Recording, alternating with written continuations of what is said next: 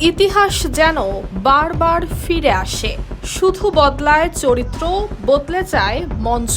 2024 সালের জুলাইয়ে আন্দোলনে উত্তাল হয়েছিল বাংলাদেশ।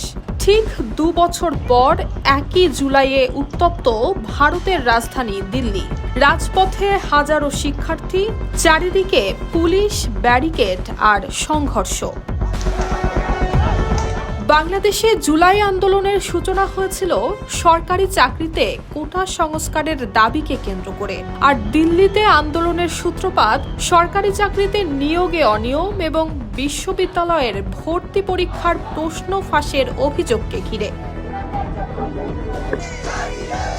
গত 1 মাস ধরে দিল্লির যন্তর মন্তর এলাকায় অবস্থান কর্মসূচি পালন করছিল ফেসবুক ভিত্তিক সংগঠন ককরোচ জনতা পার্টি।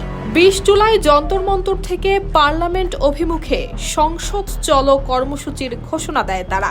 কিন্তু কর্মসূচি শুরুর অল্প সময়ের মধ্যেই পুলিশ বিক্ষোভকারীদের আটকে দেয় এবং পদযাত্রা ছত্রভঙ্গ করে। এর কিছুক্ষণ পর আবারও যন্তর মন্তরে জড়ো হন সিজেপি সমর্থকরা। ফের মিছিল শুরু করার চেষ্টা হলে পুলিশ বাধা দেয়, আর তাতেই শুরু হয় নতুন দফার সংঘর্ষ। পরিস্থিতি দ্রুতই উত্তপ্ত হয়ে ওঠে। ইটপাটকেল, ধস্তাধস্তি আর দৌড়ঝাঁপে রণক্ষেত্রে পরিণত হয় পুরো এলাকা।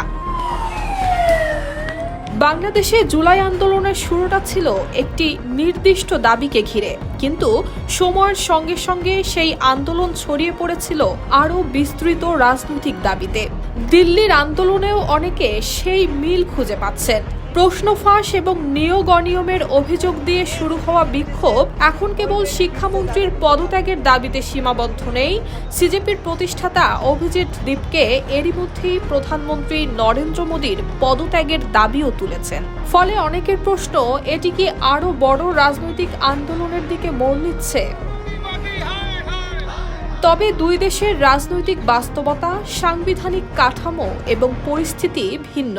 তাই বাংলাদেশের জুলাই আন্দোলনের সঙ্গে দিল্লির চলমান বিক্ষোভের পরিস্থিতি একই হবে এমন সিদ্ধান্তে পৌঁছানোর সুযোগ নেই। তবে একটি বিষয় স্পষ্ট, শিক্ষার্থীদের ক্ষোভ যখন রাজপথে নেমে আসে তখন তা কত দূর গড়াবে সেটি শুরুতে অনুমান করা কঠিন। আর সেই কারণেই দিল্লির এই আন্দোলনের দিকে এখন নজর শুধু ভারতের নয়, পুরো দক্ষিণ এশিয়ার।